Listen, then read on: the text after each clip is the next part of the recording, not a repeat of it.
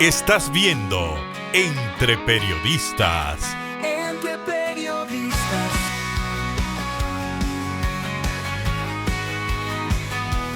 Entre Periodistas, periodismo de verdad.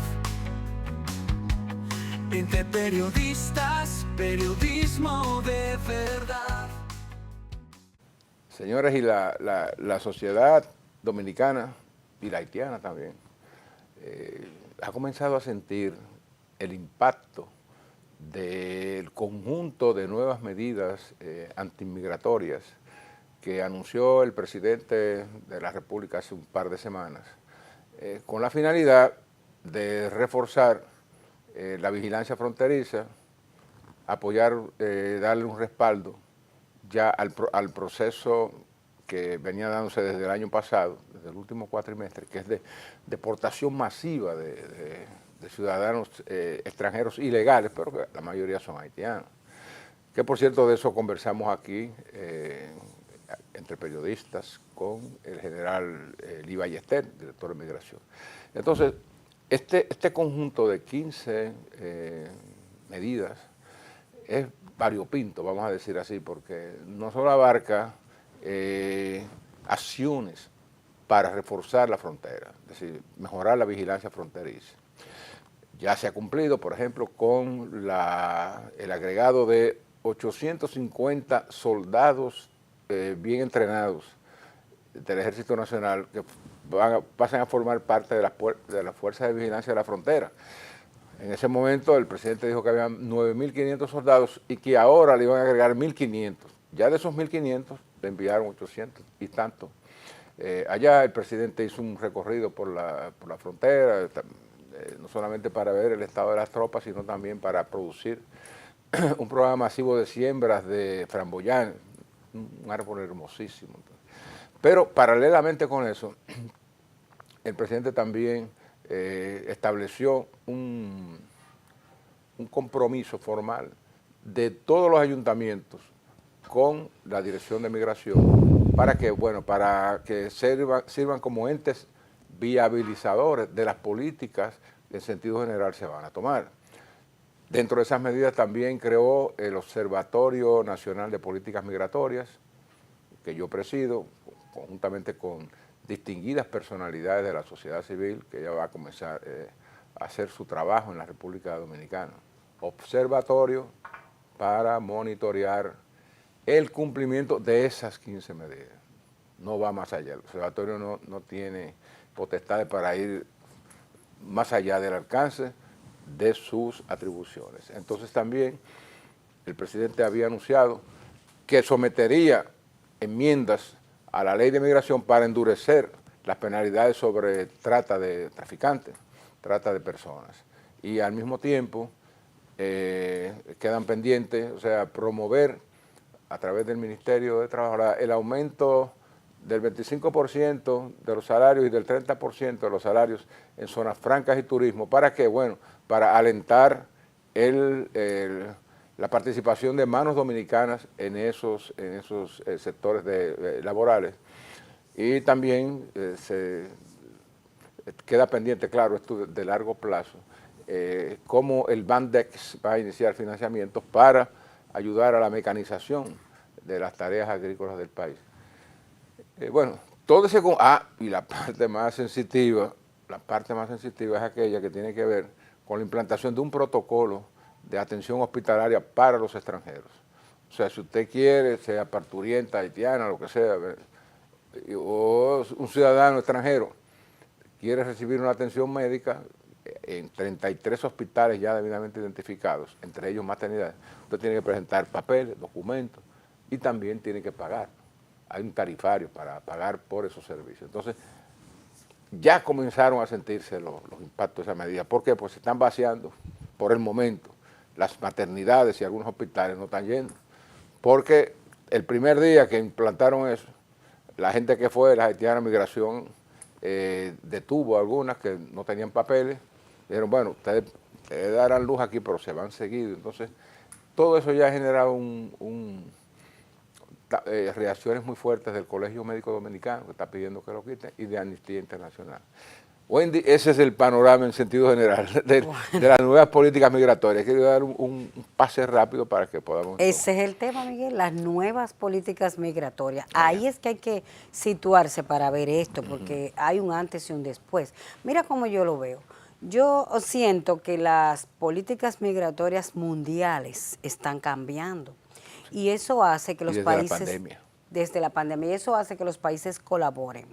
Porque, por ejemplo, República Dominicana y Haití y otros países que son fronterizos, generalmente cuando los gobiernos emiten medidas como esta que ha hecho Luis Abinader, 15 medidas contundentes, pues el país afectado o los residentes en esos países lo toman como un aspecto discriminatorio, a veces lo ven como un tema político, social, mayormente de discriminación. Sí, sin embargo, como existe una tendencia al respeto del territorio propio, a la soberanía y al cumplimiento de las leyes de lo que está establecido en cada país, y eso se está haciendo cada vez más universal y más ahora con la entrada del segundo gobierno de Donald Trump, que ha sido radicalmente tajante en el cambio de las políticas que siempre han existido. En Italia con todo el mundo ha terminado aceptándolo. En Italia también han hecho cambios radicales de las líneas tradicionales. Sí. El tema es que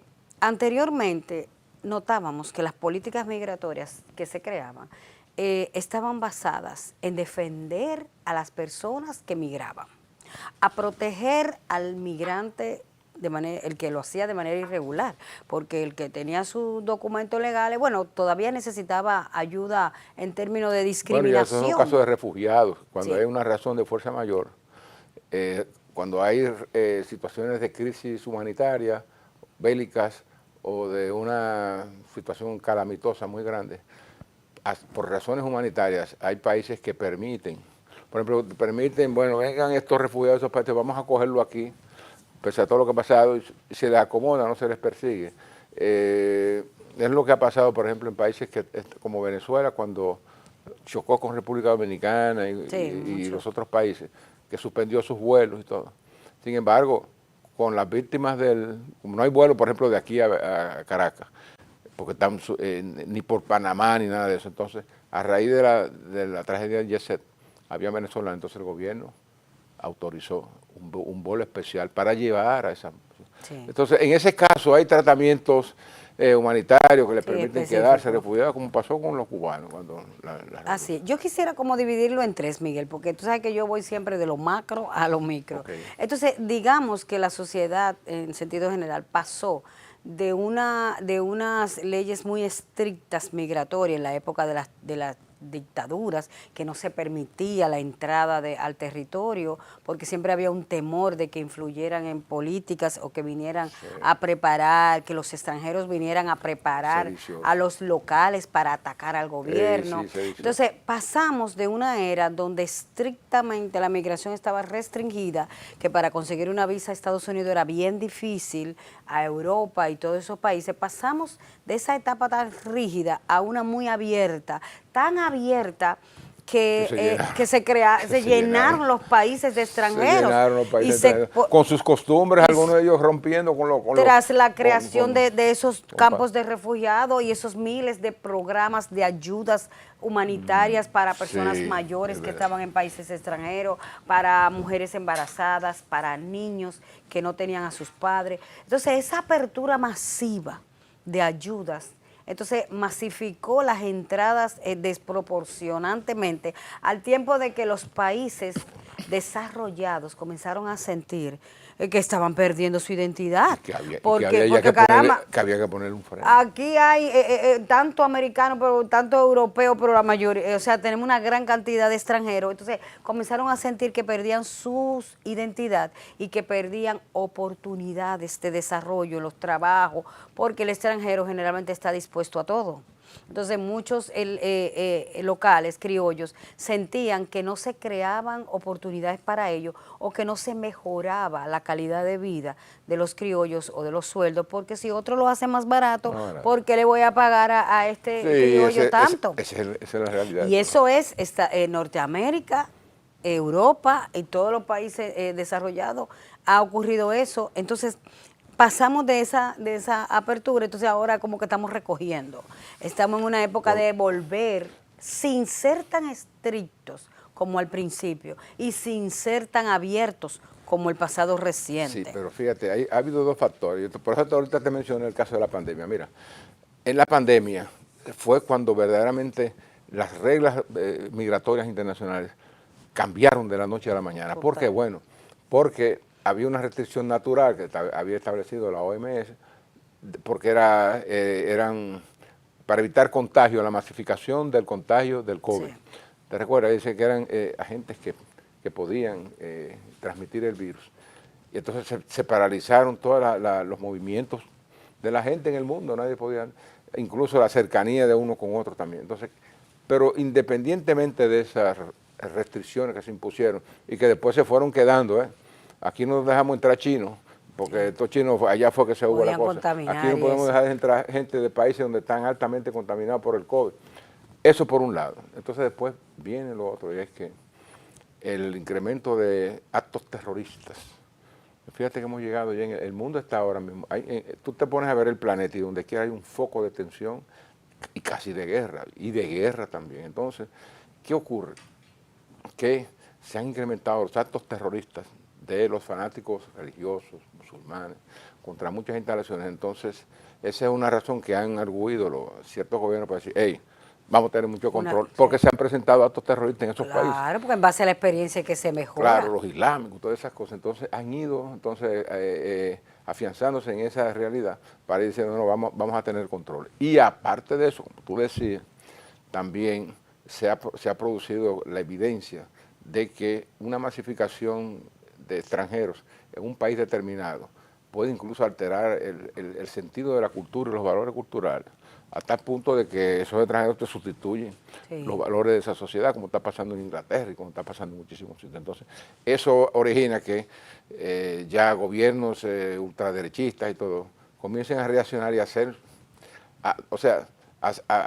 más duros en las medidas, y no solamente ¿qué te digo?, de establecer regulaciones muy fuertes, sino que también te dicen, bueno, es para afuera que van. Sí. Te lo saco. O sea, bueno, que la sociedad, en el caso nuestro, Wendy, en el caso nuestro hay una razón de peso, y es el hecho de que el vecino está en un estado de colapso, por la violencia, la inseguridad, las bandas. Un elemento que se añade a todo lo anterior. Claro, entonces si tú dices, bueno, este país que está al lado nuestro, a consecuencia de esa crisis ya de más de 2 años, ha sido, digamos, la centrífuga, esa crisis, para que todo el mundo se vaya para donde puede escapar, o para acá, o para Florida, o lo que sea. Entonces, eso plantea desafíos, como ha dicho el presidente, a la seguridad nacional. Entonces, el presidente hemos visto que ha tenido que invertir mucho dinero en armamento, en tropas, en despliegue de tropas, en cosas. ¿Por qué? Bueno, porque si no hay un elemento disuasorio para que no todos vengan. Entonces, ¿qué es lo que han hecho? Bueno, vamos a evitar que entren, aunque entren, pero vamos a sacar mucho de lo que están aquí. Exacto. Pero como quiera, la crisis está allá y nosotros no podemos resolver esa crisis, la del vecino. Sí. Pero aquí ya hay una, porque ya la gente comienza a decir, bueno, que nos han quitado todos los empleos y todas las cosas. Por eso es que estas medidas tienen algún sentido. Y se han sentido realmente después de que el presidente Luis Abinader emitiera sus 15 medidas y la creación de un observatorio para que la sociedad civil comience a opinar y para poder tomar decisiones en conjunto y que las decisiones no sean menospreciadas o discriminadas, pues entonces el presidente con muy buena fe ha hecho su ampliación de medidas y ya eso está caminando, ¿no? Lo del observatorio. Pero yo quiero decir algo, hablando de lo que estábamos tratando, que las parece estar como una situación de guerra virtual, diríamos, imaginaria, o que nosotros la denominamos así. Por ejemplo, la humanidad ha pasado, Miguel, de las guerras territoriales, por territorios, por el poder, guerras biológicas, donde la medicina, la ciencia, el medicamento que yo tengo y la solución que yo tengo para la salud es lo importante. Hemos pasado a la guerra tecnológica, quién tiene más plataformas, quién viene con más modernidad. Y entonces viene esta guerra cultural y política. Y la comercial también, la económica. Y la guerra económica, Con los electrónica, aranceles. económica. Pues ahora estamos en una guerra cultural. Nadie quiere que venga la gente de Venezuela con su idioma a que los dominicanos vengan a decir paisa. Y paisa lo dicen los colombianos. Y que lo vea el cantadito de los venezolanos y las palabras de los haitianos. Entonces hay como una guerra cultural, diría yo, y política combinada, porque la guerra cultural, tú no quieres que venga una persona con costumbres de otro país a instalarse aquí para que los dominicanos tengan esas costumbres. Entonces, nadie quiere que le dañen su origen, ¿verdad? El latino no quiere que le dañen su origen. Y no quiere que le dañen su forma de ser. Y entonces los americanos tampoco quieren seguir con su forma de pensar que ellos tienen. Hay toda una entonces, lucha hay una a todos lucha, los niveles, una lucha de mantenimiento de la identidad. De la identidad y también de la soberanía. Respeta mi territorio. Sí. Y también política, porque fíjate, en términos políticos, la migración tiene un componente importante y es que muchos extranjeros ocupan cargos directivos y hasta llegan a ser hasta presidentes de origen o descendientes de otras naciones, ya esos son que casos es muy singulares, criticado. Todo eso pero en este suma. caso, las 15 medidas, yo pienso que es casi, no lo va a ser el último recurso que tiene el gobierno, sino, digamos, es un recurso un poco extremo. Muy impactante. Porque como para poner en ajuste toda la maquinaria de respuesta a esa crisis migratoria que se ha generado por la cuestión de Haití. Es decir, que fíjate que hemos tenido la migratoria, organismo y todo, pero que el presidente salga con 15 medidas puntuales, que ya se están comenzando a sentir, señores, los efectos. Y ahora mucha gente dice, que espere, bueno, pero ustedes no querían que deporten, ustedes no querían que hicieran esto, ustedes no querían, combatir el paritorio, porque eso el país se llena las maternidades de haitianas y las dominicanas no pueden, y aparte de eso una sangría, recursos y todo. Ustedes no querían resolver eso. Bueno, ahí están tomando las medidas, naturalmente. Siempre, como se trata de humanos, de seres humanos, siempre es importante que la dignidad de un individuo, venga de donde venga, de una persona, sea respetada. O sea, y hay derechos universales. O sea, que nadie puede violentar ni ignorar, o sea, entonces, claro, también es importante establecer que las leyes migratorias de un país, el extranjero tiene que respetarlas y el gobierno tiene que hacerlas respetar todavía aún más. Ahí es que ha fallado la situación, porque tratando de hacer respetar las leyes dominicanas de migración, hay mucha gente dominicana, muchos traidores, especialmente entre políticos y militares y gente de la frontera, permitiendo por dinero que entren gente aquí sin documentos y sin nada. Entonces, por ahí es que tiene que comenzar aquí, a aniquilar y a suprimir esa mafia que viene de largos años, que es la que está dañando todo aquí. O sea, mientras tú estás invirtiendo mucho dinero para limpiar un poco y organizar las cosas, aquí hay tres o cuatro gatos mafiosos, una red, ganándose todo el dinero y dañando y burlándose de la soberanía nacional. Por ahí sí es verdad que... Así es, Miguel, ya tú lo dijiste claramente. Y fíjate, hace mucho tiempo que el país está luchando contra esto de diferentes modos, con la parte legal, donde se estableció que el extranjero no iba a adquirir la nacionalidad dominicana por haber nacido el bebé aquí. Es una de las medidas fundamentales para evitar esa migración con esa excusa. Sí, ya esto viene ya de la sentencia del Tribunal Constitucional. Del Tribunal Constitucional, y que ocasionó muchísimos problemas para la aceptación. Pero y con la comunidad internacional también. Sí, también, pero terminó implantándose y terminó dando resultados, porque realmente, si tú te pones a ver, se redujo un poco, o por lo menos se creó conciencia en el extranjero de que no va a adquirir la ciudadanía dominicana por haber nacido, porque hay unas leyes que no lo permiten. O sea, esa medida fue buena y funcionó. Entonces, ahora viene estas de refuerzo que, como tú dices, hay que evitar que personas la bloqueen, Oh, claro, porque hay mafia. grupos inconscientes que no se dan cuenta que afecta. Entonces, mientras las autoridades están trabajando por un lado, otro lo Usted por están el otro le está dañando, dañando el juego. parte del mismo equipo. Entonces, ahí hay que trabajarlo fuertemente. Bueno, Así mismo. cerramos aquí este capítulo, este tema sobre las nuevas medidas migratorias que está implementando el gobierno dominicano. Y en un momentito venimos con una entrevista exclusiva con la doctora Vanessa Espaillá, quien nos va a hablar de los problemas que están sucediendo en nuestra sociedad, cómo solucionarlos en términos de psicología. Nos vemos en un momentito. Entre periodistas, periodismo de verdad. Penny Santana, Miguel.